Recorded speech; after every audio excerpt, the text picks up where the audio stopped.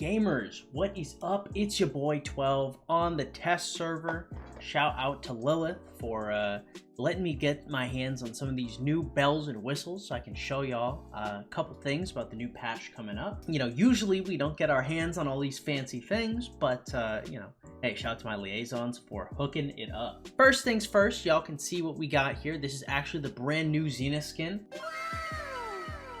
Excited to unveil it for you fine gents and ladies. You know, just hopping in immediately. I really like the look of this. Now, it's not as cool as my 15% cavalry attack skin. Now, I'm gonna be honest, mine is kind of the bomb in terms of visual appearance, but this one looks pretty solid too. I would say overall for troop attack, this is probably not going to be as good as Dynastic Conqueror, but it's probably going to be slightly better on the field than, say, currently Twilight Falls. So we'll say Twilight Falls is going to be a number 3 skin, Dynastic Conqueror is going to be the best, and we're going to say Ancestral Hall is probably going to be number 2. Overall, I think this skin is going to be more of a rally garrison type of thing. More garrison than anything. Troop attack would look good on something like, we'll say, Gorgo Hera, Janjiska Hera, something like that. We like troop attack. And then also if you're running siege in any capacity, you know, one of those Smite V formation marches, then Ancestral Hall is probably going to be good as well. I think if you're like a lower mid spender or FTP or something like that, you're probably not looking too deep for Ancestral Hall. But overall, like a nice skin. It's going to be really, really contested by a lot of the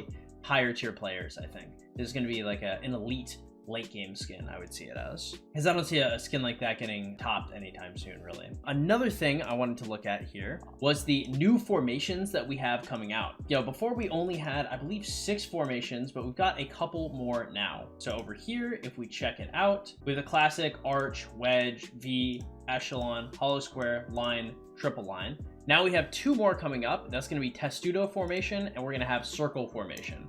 Testudo is going to be taking less damage while you have a shield and increasing the healing received.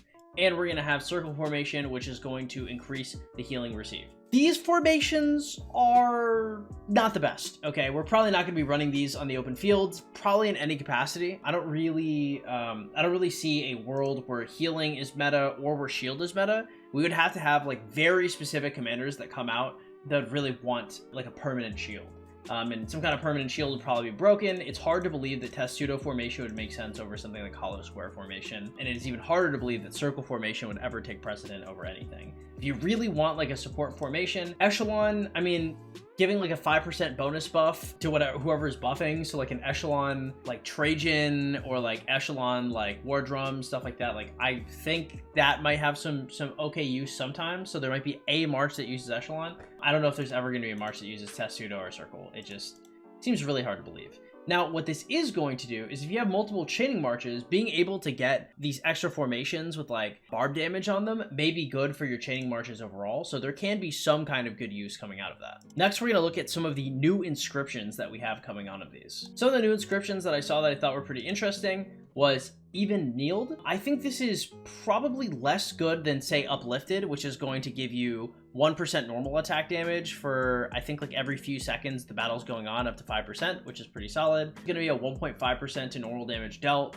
and then every time you launch a basic attack, you're going to reduce incoming damage by 5%, you're going to deal less skill damage. So basically, this is going to do really solid synergy with LC, because LC is going to fire more basic attacks, and he doesn't need the skill damage. So Gorgo LC probably does pretty well with Even Kneeled, but I don't know if they do better than running, let's just say, Uplifted straight up. Over here in Meshed, this is actually the special inscription that you get from the end of a KVK. Reducing march speed by 20% is not too bad. There is already a lot of stuff that reduces march speed, so I wouldn't be too concerned about it.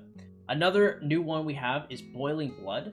The Wielder's Troop gains a 2% damage to skill damage dealt. Whenever you deal direct damage, you have a 30% chance to reduce all incoming skill damage by 5% for the next 3 seconds. This is okay. This isn't Hunter, but it's not bad. I would say if you pick this up, 2% boost to skill damage is probably pretty negligible. Reducing skill damage by 5% is equal to like half of loose formation for a little bit. Overall, I probably wouldn't be too ecstatic to get it. I would say Even Kneeled is probably better, but I mean, if you get it, it's better than nothing, right? A couple other ones that we have. So for Echelon, we have Nullify. So increasing the skill damage resistance of the Wielder's Troop. Whenever the troop takes damage, has a 10% to reduce all incoming damage by 3% for the next 3 seconds. Not bad, right? If you're running something like Trajan with Echelon formation, this is probably pretty decent in terms of like anti-swarm overall. When it comes to getting swarmed, Trajan gets swarmed all the time, so Pretty nice. Having shield commanders with Hollow Square, I mean, it looks like it have like good synergy. I just find it very difficult to believe that most people are ever running Hollow Square, sadly. Over here for a triple line, we have Arms Race, increasing the wielder's unit capacity by 2%. Pretty solid. Can't really go wrong with that. In terms of, you know, other triple lines, we've got like decent stats on it. Getting something like Arms Race looks fine to me. Over here, we're going to have Invincible. This is going to be a special inscription for the Arch formation. Increases the skill damage resistance of the wielder's troop by 5%. The troop deals 3% normal damage up to 12% to the target troops for every 20% the target is lost. This is super duper, massively, incredibly, painfully busted. This is awesome. If you ever see this in any capacity, this is going to be something that you're going to not only transmute, but you're going to be looking to retransmute. And, good segue, we have the regular transmutation stones. As you guys know, we normally have the regular 10 chances. However, we're getting transmutation crystals. What this is going to do is this is going to allow us to do the resets, the 10 resets that we have, all over again. So if you have something like Hunter, but let's say you've used all your transmutes and you're not happy with the stats, then you'd bring in a transmutation crystal to once again fish for some better stats. Now, I'm going to be honest, rolling for random stats out of random pieces is probably generally still going to be better, unless you get something like maybe like a 1.8 to 2% damage on the bottom, then I would consider re-rolling that repeatedly. Or if you get like a really good double inscription, then I'd probably consider that as well. So for example, if you got a Horde of the North, but you got like uplifting on it, that would probably be worth resetting just to make sure you can get it for infantry for something like a Gorgo LC.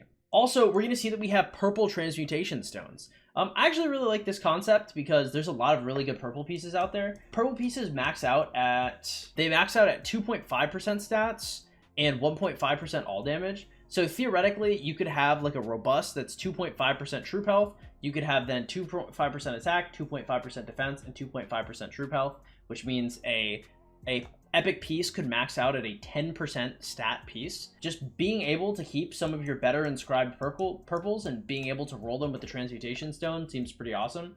Might change the way that we look at purples in general, just because, you know, if you have 4 max setted purples, that's a 40% set of inscripted pieces. So I mean, it could be really, really good. I want to say I still use 2 purples in my cavalry set today, so the fact that I can transmute those even a little bit to potentially get a little bit extra is really, really nice. Overall, I like the changes they've done to the armaments. I think the fact that there are 2 more formations is going to dilute the pool of like regular free stuff that we get. However, you know, there's not much to be done about that as they keep increasing the stats of armaments and they keep making new armaments. You know, some of them are going to be good and some of them are going to be worse. Circle formation, testudo formation are probably just stuff I would not suggest most people invest in unless they have really, really exceptional special inscriptions, but I just generally don't see that happening. Next up, we have Osiris League Season 8 coming up. The last Osiris League was pretty good. I personally don't know if I'm going to be going into my kingdom's Osiris League. I'm going to try and sneak my way in there if I can. You know, I'll probably be having like 90 to 100 million power this KVK, and I will be having like good comms and stuff like that. So if I can find myself behind the wheel of one of these Osiris League teams, that'd be awesome. If not, you know, I'll be sure to ask my liaison to see if I can do a little casting here and there. I am not the most knowledgeable with Osiris League, but I was pretty into it last season. And, you know, with the betting, as always, guys, you know, we're going to look for our biggest brain content creators. We're going to watch all of their videos, and we're going to steal the best bets from everybody to make sure that we have the absolute best value you can possibly get from league bets. League bets, as always, are going to have absolutely great rewards. You know, watching the Osiris League matches themselves are also going to give you nice codes. So, you know, it's a nice thing that we're going to be able to see. We're going to get a bunch of rewards for it. You know, what's not to love? Finally, you know, the thing that I think most of us have been looking forward to and something that was, you know, highlighted was going to be a really big issue is going to be the combat and inscription shop for the Lost Kingdom store. Now we're going to have the option to get double the blueprints that we were able to get available previously. So Ring of Doom is going to have 2 available. Horn of Fury is going to have 2 available. Nothing else here is really that valuable. So, you know, being able to pick these up means that you're going to stop looking at the Legendary Commander sculptures and perhaps in the material chest as well. Just because if you don't have 5 Ring of Dooms, you want 5. If you don't have 5 Rings of Fury, you want 5. We also have a new accessory here, which is Immolating Plume. And this is going to be a really, really solid V formation. 50% chance to increase your damage by 30% is actually nutty. It's really, really exceptionally strong. However, currently I just don't like V formation enough to consider running it. But if I did run it, if I ran the new V formation commanders, it would be with Immolating Plume. It's just too strong. I really, really, really like it. It's just hard to justify.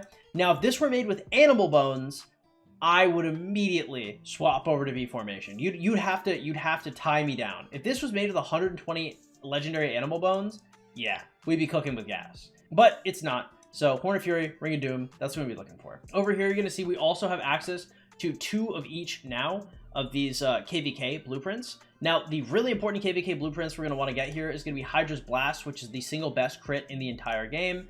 And we're gonna be looking at Pride of the Khan as also good pickups. Being able to get these early faster is gonna be really good. Ancestral Mask is probably gonna be the next one, and then Sacred Dominion is gonna be the last one. The infantry ones are generally not too looked at, but in the best in-slot archer and the best in-slot cavalry pieces, you're going to be using the Cavalry KVK Helmet Weapon and the Archer KVK Helmet Weapon. So the fact that we have these available is awesome. The fact that we're looking at 2 is awesome. It's going to allow newer players to transition smoother into SOC. Hopefully, you competitive players are winning your KVK 4s. As soon as you see these, you should be able to pick up at least 1 Hydra's Blast, at least 1 Pride of the Khan, and hypothetically maybe a Dominion or Ancestral Mask of the Night, whichever tickles your fancy if you get 6 coins.